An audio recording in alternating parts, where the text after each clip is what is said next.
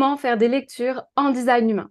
Hello tout le monde et bienvenue dans ce nouvel épisode d'Impact au féminin. Je suis très heureuse de te retrouver aujourd'hui pour ce nouvel épisode de podcast. Alors, si ça fait un moment que tu suis mes partages ou que tu viens d'arriver, pense à t'abonner. Et pour ceux qui ne me connaissent pas, je m'appelle Elisa, je suis formatrice en Human Design, je suis également naturopathe. Et j'avais envie de vous faire un épisode sur comment faire des lectures de Human Design, car comme tu le sais, je forme les professionnels du bien-être à cet outil merveilleux par une formation qui est complète et surtout on y va on y va avec la pratique et c'est le plus important. Comment faire tes lectures, comment est-ce qu'aujourd'hui tu peux optimiser tes lectures.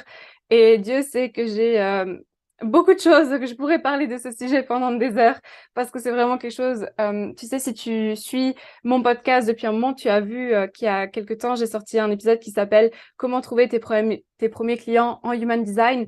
Eh bien, ces deux épisodes sont reliés. Donc voilà, je t'invite à aller regarder, suivant la plateforme que tu utilises, cet épisode également, comment trouver tes premiers clients. Mais aujourd'hui, on va vraiment parler de comment en fait ça se passe, une lecture de Human Design et ce que je peux dire à mes élèves dans ma formation.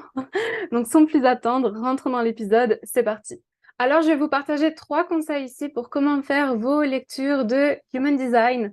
Dans le Human Design de base, il y a vraiment ce qu'on appelle des niveaux de lecture. Mais moi, je vais vous parler de choses voilà, vraiment de l'expérimentation, de mon expérimentation et comme je vous ai dit, ce que je dis à mes élèves dans mes formations et que j'enseigne aussi ces niveaux de lecture dans ma formation design humain. Mais là, c'est vraiment des choses qui reviennent souvent. Donc, je vais vous partager 3 choses très, très importantes quand vous faites vos lectures de design humain et qui viennent aussi casser des croyances si vous voulez vous former. Parce que des fois, on me dit, ah, mais Lisa, il y a beaucoup à apprendre, etc. Mais je vous assure que si vous avez une méthodologie et que vous avez vraiment, que vous y allez step by step, voilà, ça aussi, c'est un autre sujet. Je pourrais faire un épisode là-dessus. Du coup, le premier point, vraiment, le premier point pour comment faire une lecture, ça va vraiment dépendre de vos objectifs et surtout des objectifs de la personne en réalité. Alors déjà, vous, est-ce que vous êtes bien niché, hein, comme j'en parlais dans l'épisode, comment trouver tes clients avec le design humain, quel est l'objectif de la lecture? Moi, personnellement, avant de faire une lecture de design humain, j'ai toujours un échange avant avec la personne. Je ne fais pas une lecture de design humain sans avoir contact avec la personne, sans avoir pu échanger avec elle, sans avoir pu lui demander quelle est ton intention derrière la lecture, parce que c'est tellement large le human design, on peut aller dans tellement de sujets, dans la parentalité, dans les relations, dans le business, que si vous demandez pas à votre client, c'est quoi que tu attends de la lecture vraiment, quelle est ta problématique au jour d'aujourd'hui, si vous faites tout simplement des lectures ou si vous êtes déjà niché, normalement, le client viendra vous voir pour ce que vous offrez. Si, imaginons, vous faites des lectures de design humain dans la parentalité, la personne elle va venir vous voir sur cette thématique, mais c'est quand même peut-être à vous d'aller échanger plus en profondeur sur, OK, la parentalité. Donc peut-être, OK, tu trouves que tu es trop colérique avec tes enfants, OK, on va regarder ça, donne-moi leur charte aussi. Quelle est l'intention derrière la lecture de design humain pour vos clients, d'accord? Donc, ça dépend des objectifs. Il y a des personnes qui préfèrent faire des lectures comme ça. Il y a des personnes qui vont faire des lectures de niveau 1. Donc, c'est vraiment le type, la stratégie, l'autorité et le profil, voilà, les choses de base, qui est déjà une mine d'or d'informations. C'est pour ça que je vous dis vraiment de demander l'intention, parce qu'on peut passer des heures à parler d'un design humain, et si vous faites déjà des lectures, vous le savez tout autant que moi, d'accord? Donc, même si vous parlez uniquement du type qui est l'aura de la personne, de sa stratégie, de son autorité, qui est comment la personne va prendre des décisions basées sur son corps, en fait, c'est vraiment son corps qui lui parle pour prendre des décisions, hein, d'accord?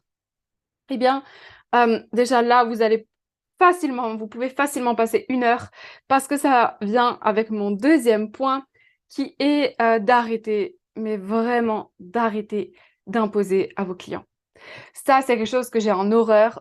Pour moi, dans ma formation, voilà, je le dis, c'est clair. On ne met pas les gens dans des cases et on n'impose pas à quelqu'un. OK, dans le Human Design, il y a marqué que l'Ajna défini, c'est quelqu'un qui a du mal à accepter les idées des autres et qui n'est pas ouvert d'esprit, blablabla, blablabla.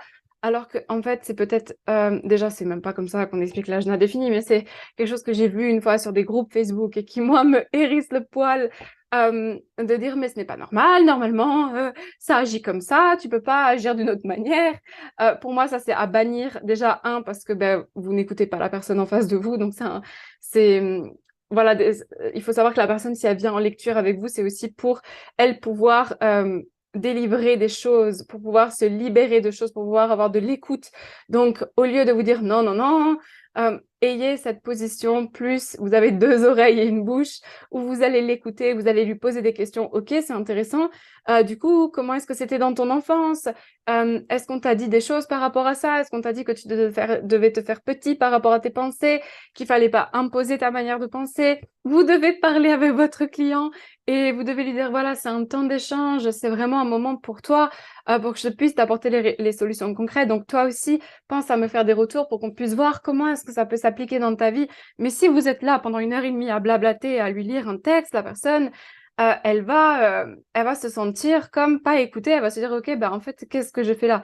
Donc, vraiment, pour moi, ça, c'est un pilier de ma formation. C'est vraiment apprendre par la pratique, par l'écoute, échanger avec son client, lui laisser de l'espace parce que avant tout, oui, c'est une séance de design humain, mais c'est aussi quelque chose qu'il fait pour son bien-être. Il a investi. Imaginez-vous, demain, vous investissez pour une séance comme ça. Vous attendez quoi? Vous attendez aussi de pouvoir partager, de pouvoir échanger, de pouvoir... voilà, ça, c'est un point qui est important.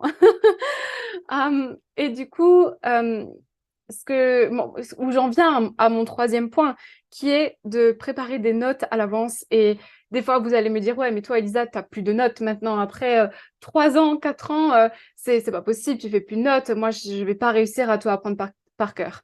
Alors, c'est complètement faux. Sachez que vous voyez déjà là, j'ai une tonne de notes. Si vous me regardez sur YouTube, ça, c'est mon carnet où je note à chaque fois avant une séance de design humain. Pourquoi? Parce que déjà, j'ai un agenda complètement ouvert, donc je peux avoir facilement des trous de mémoire. Mais déjà, parce que c'est hyper important en fait. La personne vient me voir pour une problématique, je vais regarder sa charte en amont, je vais pouvoir faire des connexions, je vais noter des points importants à lui dire, etc. pour avoir une ligne directrice de la lecture. Et oui, effectivement, il y a des choses maintenant que je connais par cœur avec le temps, mais même quand j'ai débuté, tout le temps, j'ai eu des notes. Si j'avais pas de notes une fois, c'est parce que j'avais déjà vu le schéma de la personne ou que je connaissais cette personne au préalable. Mais si je ne connais pas la personne, si je ne l'ai jamais vue, si elle vient me voir pour une problématique, peu importe, je fais toujours des notes en amont. Pour avoir une ligne directrice de la lecture et pour aussi cadrer la lecture, d'accord? C'est important pour pas vous disperser. Comme je vous l'ai dit, dans le Human Design, on peut dire énormément de choses. Et si on commence à parler, on parle pendant 3 heures et votre temps, il est aussi compté, d'accord? Et ça, c'est hyper important. Votre temps, il est aussi compté. Vous avez, surtout si vous avez une gorge non définie en Human Design, vous avez besoin de savoir, imaginez que vous avez 2 lectures par jour, hein, je sais pas, mais d'avoir des temps de repos entre ces lectures-là, parce que la gorge non définie, ça lui coûte un effort de parler, ok? Donc, soyez attentifs à ça. Donc, pour résumer, je vous ai vraiment partagé le premier point qui est de vraiment, ça dépend des objectifs déjà de la personne, de vous, de votre business, comment est-ce que vous avez vers quoi est orienté votre business en fin de compte avec le Human Design, que ce soit la parentalité, les relations. Est-ce que c'est clair ça sur votre Instagram? Est-ce que vous avez bien fait un point avec votre client avant la séance? Après, le deuxième point, c'est d'arrêter d'imposer aux personnes, c'est-à-dire ayez cet échange, ayez cette empathie. Revenez vraiment dans l'humain. En fait, revenez dans l'humain, ça me paraît tellement, voilà, on est tout le temps, ouais, je veux faire des lectures, je veux faire un business, etc. Mais vous avez une personne en face de vous, hein. Et le troisième point, c'est de préparer vos lectures à l'avance, d'avoir cette ligne directrice. Parce que ça va vous permettre de vraiment retenir les choses, les points importants à dire à votre client par rapport à ce qu'il est venu vous demander. Deuxièmement, ça va vous permettre de cadrer la lecture et de pas s'éparpiller et aussi de gérer votre temps. Et troisièmement, vous allez pouvoir aussi lui faire un point récapitulatif à la fin, ce qui est hyper intéressant. Par exemple, moi, j'aime bien à la fin de mes lectures dire, ben voilà, on a parlé de ça, on a parlé de ça. De toute manière, je vais t'envoyer le replay, mais tu vois, tu peux aussi aller juste à la fin et voir des points importants que je suis en train de te répéter.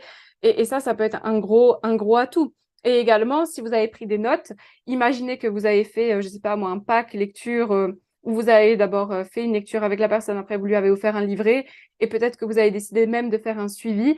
Eh ben, vous reprenez vos notes dans votre suivi et vous dites, OK, c'est vrai qu'on avait parlé de ça durant la séance et elle m'avait dit que c'était un point qui l'a challengé beaucoup, donc je vais peut-être lui envoyer un vocal et lui demander comment elle se sent par rapport à ça.